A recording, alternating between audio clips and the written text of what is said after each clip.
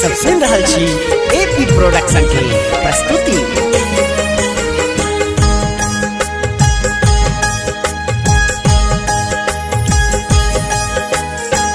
संभालो जरा अब मेरे भोलेनाथ जी, संभालो जरा अब मेरे भोलेनाथ जी।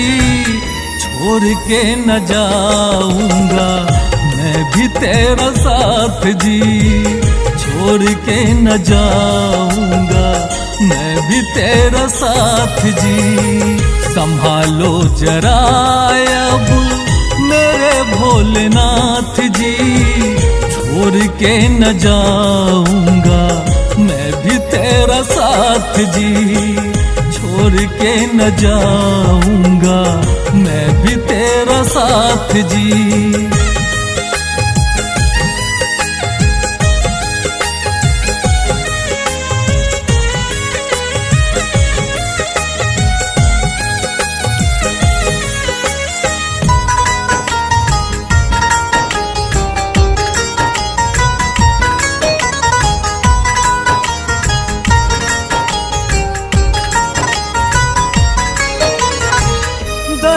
के हो सागर दयालु हो दानी, मुझे न रुलाओ बाबा मेरी है नादानी।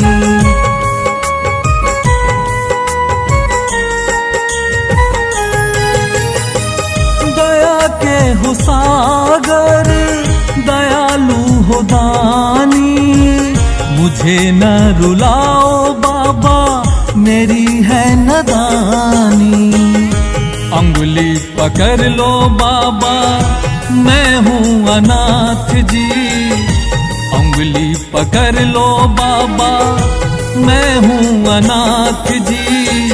छोड़ के न जाऊंगा मैं भी तेरा साथ जी, छोड़ के न जाऊंगा मैं भी तेरा साथ जी।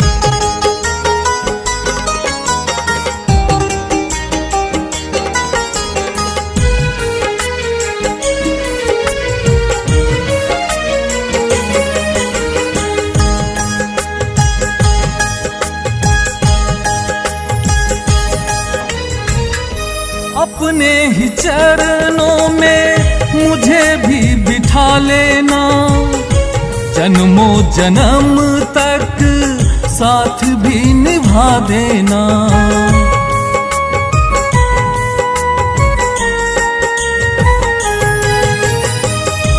अपने ही चरणों में मुझे भी बिठा लेना, जन्मों जन्म तक साथ भी निभा देना। माथे पे रख दो बाबा दया का हाथ जी, माथे पे रख दो बाबा दया का हाथ जी। छोड़ के न जाऊंगा मैं भी तेरा साथ जी, छोड़ के न जाऊंगा मैं भी तेरा साथ जी।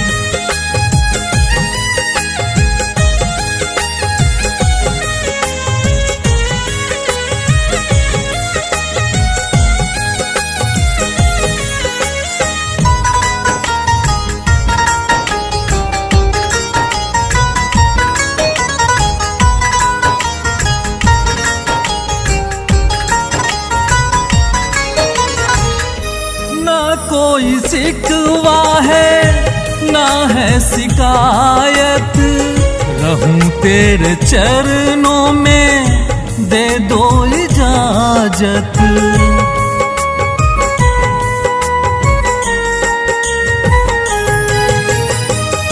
ना कोई शिकवा है ना है शिकायत, रहूं तेरे चरणों में दे दो इजाजत। रूठो न हमसे बाबा पकड़ लो न हाथ जी, रूठो न हमसे बाबा पकड़ लो न हाथ जी। छोड़ के न जाऊंगा मैं भी तेरा साथ जी, छोड़ के न जाऊंगा मैं भी तेरा साथ जी। संभालो जरा अब मेरे भोलेनाथ जी, संभालो जरा अब मेरे भोलेनाथ जी, छोड़ के न जाऊंगा मैं भी तेरा साथ जी, छोड़ के न जाऊंगा मैं भी तेरा साथ जी, छोड़ के न जा